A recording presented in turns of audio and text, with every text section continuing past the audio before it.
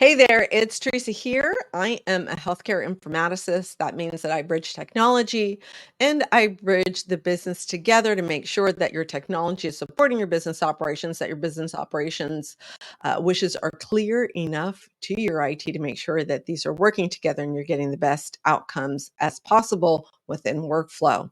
So you'll find me here every Wednesday. I have a discussion around technology, around business, around strategy, leadership, and healthcare because healthcare is my passion and my love. But I just want to be super clear. Anytime that you have any integration between technology and the business side or your strategy side of your business, you want to have a good, strong framework. And I use the TSI framework, and we'll discuss that in just a little bit, just because January 1st has brought us a new year and some new rules in healthcare. I want to make sure I just touch on those real quick and some things for my colleagues in the healthcare world to be looking forward to. So, January 1st, we've got the Medicare Advantage Part D prior auth rule. We've got transparency coverage rule. We're still waiting for the OMB to release the last final CMS rule. Hopefully, that's going to come relatively soon. It's going to happen. I think their 90-day clock stops ticking on the 25th of January, from what I heard. Rules to watch. The DEA is talking about implementing new rules around prescribing substance abuse medications. Those are, heavily scheduled drugs. The best part of this is being able to do those prescriptions using telehealth, the ability to do that. So that's really, really, that's huge to have those types of drugs being able to be prescribed there and not having to have patients coming into an office to pick up a script. All right. OCR is going to be making some rules around uh, patient privacy and patient consent. That should be finalized sometime around the March timeframe. Mental health is always a huge discussion in our country, and it should continue to be a huge discussion in our country. So look for the House and the Senate to start passing some bills around mental health policy. And lastly, but not least, and this is the center of my attention and talks for the last 6 months. Well, gosh, it's been more than 6 months, probably almost a year now. Artificial intelligence. So HHS is supposed to have their joint task force together and ready to go by mid-January because we need to have some rules. The executive order from the White House said that they need to have some guidelines that they need to be able to publish around AI-enabled health tools by the end of April of this year. So that's some fast-moving discussions and publications that are going to be happening. Now, just to let you know, why is this important in healthcare? Because payers and providers are starting to use AI to process the 4 trillion, and that is a T, trillion dollars worth of medical expenses that Americans incur every single year. We want to make sure that this billing process, when payers and providers are putting in these efficiencies into their billing processes, that these are done fairly, equitably, and across the board. So we're going to need some guidelines, some guardrails for us to be able to do that. Always, when we implement a technology, we want to make sure that we're always looking at equity and not inequality. All right. So, wow. It has just been a whirlwind. It feels like over the past year when it comes to bringing AI into our workflows. But you know what? If you think about back to when we first got smartphones, right? Those first mobile phones from the Miami Vice days, those brick phones that they used to drive around with all the time, big, big antenna, to what we have now, which is pretty much a desk and efficiencies in my on a telephone that I carry in my pocket at all times. So, what does AI bring? And these are going to be no different than what smartphones bring. So, think about the differences, right? We've got a communication revolution. So, where we had smartphones that enabled us to be able to talk and to communicate on the move.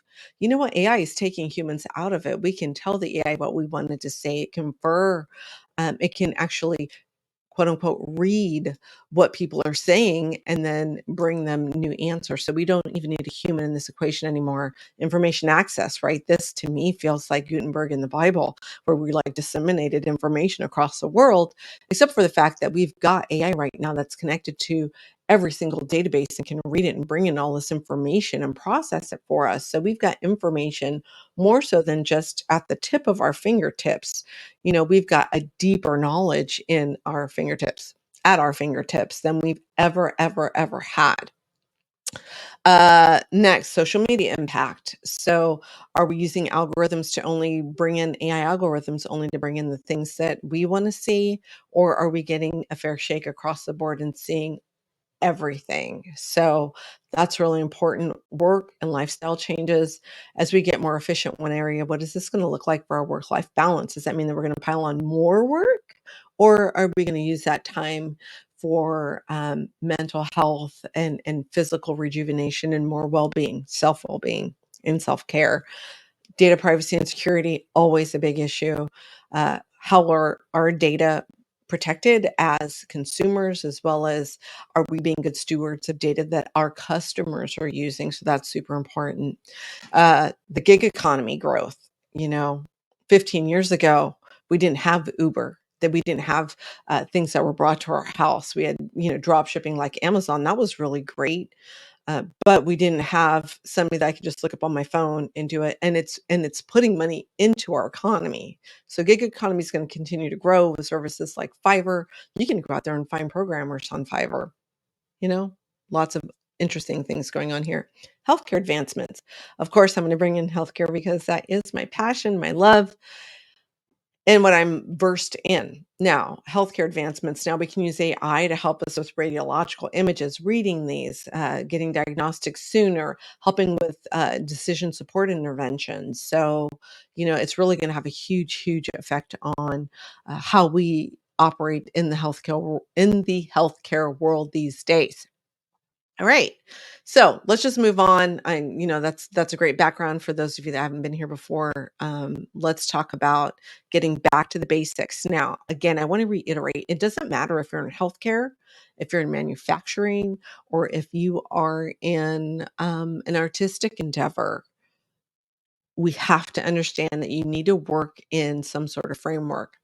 And the framework I use is called TSI. It's technology, strategy, and innovation. Technology is put at the forefront right now because of the fact that years ago, we always looked at strategy and then we looked at technology to see how we could find the technology that would fit our strategy. These days, we've got technology that's moving faster than the speed of light, and it's moving faster than our strategic initiatives and our strategic goals and our strategic planning processes allow for. So, right now, technology is starting to drive a lot of business rather than the business driving technology. And this is going to be a real shift and how you look at your strategies. So, number one, in healthcare technology, right? We're going to be looking at tools. Doesn't matter if you're in manufacturing, what kind of tools are you looking for? You're looking at AI. How are you looking at transferring your data back and forth? What kind of standards are you looking at in healthcare? It's FHIR. We're talking about QHINs in healthcare. How do we standardize data exchange and information with common agreements, right? Data governance. Data governance goes across all industries, not just healthcare. Strategy, right? That's the planning and that decision making that aligns your technology with your goals. Now, what are we doing at that step? How are we doing our strategizing?